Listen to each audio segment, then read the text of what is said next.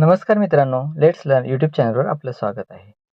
इयत्ता 5वी आणि 8वीची शिष्यवृत्ती परीक्षा ही 22 फेब्रुवारी 2026 रोजी होणार आहे. आणि या परीक्षेचा अभ्यास पूर्ण झाल्यानंतर आपल्याला या परीक्षेच्या ज्या मागील प्रश्नपत्रिका आहेत त्या सोडवणे खूप फायदेशीर ठरतं. तर ह्या ज्या सर्व मागील प्रश्नपत्रिका आहेत, ह्या प्रश्नपत्रिका आपण ऑनलाईन डाउनलोड करून घेऊ शकतो. या व्हिडिओमध्ये आपण ह्या मागच्या ज्या सर्व प्रश्नपत्रिका आहेत, ते कशाप्रकारे डाउनलोड करून घ्यायचे याविषयीची माहिती पाहूयात. त्यासाठी आपल्या फोनमधील ब्राउझर ओपन करा. ब्राउझर ओपन केलं तर सर्च बॉक्समध्ये आपल्याला टाईप करायचं आहे MSCE पुणे आणि सर्च करा. सर्च केलं तर या ठिकाणी आपल्याला ही जी पहिली लिंक येते PUPPS ची, त्या लिंकवरती आपल्याला क्लिक करायचं आहे. या लिंकवरती क्लिक केल्यानंतर आपल्यासमोर एक नवीन पेज ओपन होईल. या नवीन पेजमध्ये आपल्याला शिष्यवृत्ती परीक्षा 2026 ची जी लिंक आहे त्या लिंकला क्लिक करायचं आहे. आणि त्यानंतर आपल्याला आता 5वी आणि 8वीच्या प्रश्नपत्रिका डाउनलोड करायच्या आहे. त्यामुळे इयत्ता 5वी व 8वी शिष्यवृत्ती परीक्षा या लिंकला क्लिक करा. त्यानंतर एक आपल्यासमोर असा पॉपअप मेसेज येईल, त्याला येस करा आणि आपल्यासमोर पुढील पेज ओपन होईल.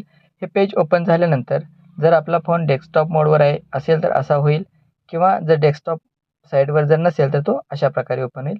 यामध्ये आपल्याला थोडंसं खाली गेल्यानंतर इथं बघू शकता फेब्रुवारी 2025 परीक्षा प्रश्नपत्रिका, फेब्रुवारी 2024 परीक्षा प्रश्नपत्रिका, म्हणजे 2017 पासून ते 25 पर्यंतच्या ज्या प्रश्नपत्रिका आहेत त्या प्रश्नपत्रिकेची आपल्याला इथं उपलब्ध आहे.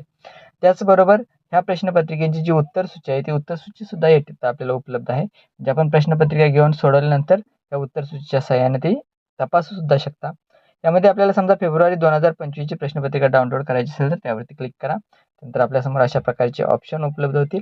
आपलं जे माध्यम असेल मराठी, उर्दू, हिंदी, गुजराती, इंग्रजी, तेलुगू, कन्नड, त्या माध्यमासमोरील पेपर 1 आणि पेपर 2 असे जे दोन हे बॉक्स दिसतात आहेत.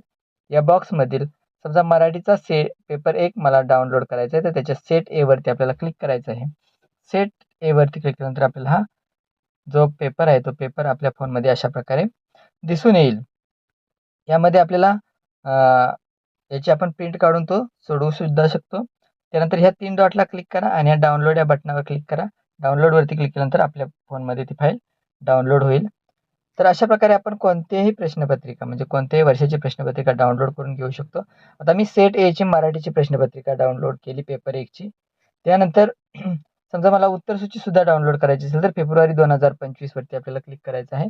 आणि त्याचप्रमाणे इथं आपल्याला ऑप्शन येतील मराठी माध्यम पेपर 1 ची उत्तरसूची आपल्याला डाउनलोड करायची आहे. त्यासाठी पेपर 1 वरती क्लिक करा. अशा प्रकारे आपल्याला सर्व संच जे आहेत त्या संचाची उत्तरसूची आपल्याला उपलब्ध होईल. यामध्ये आपण ए ची उत्तरसूची ए प्रश्नपत्रिका डाउनलोड केल्यामुळं आपल्याला ए ची जी उत्तरसूची आहे 4, 2, 1, 3 ह्या प्रकारे याप्रमाणे आपल्याला ती तपासून घ्यायची आहे. तर अशा प्रकारे आपण या प्रश्नपत्रिकेचा संच तसेच उत्तरपत्रिका डाउनलोड करून घेऊ शकतो.